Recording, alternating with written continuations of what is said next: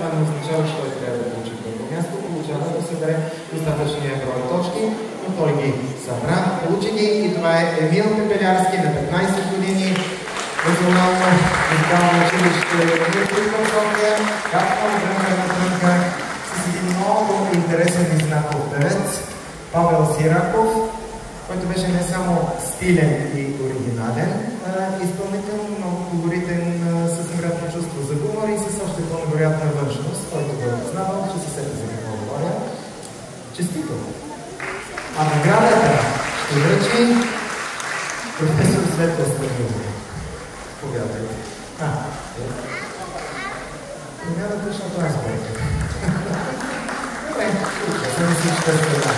Развълнувах се за Павел Сираков. Добре, поздравление за Емил Пепелярски, песен на Павел Сираков.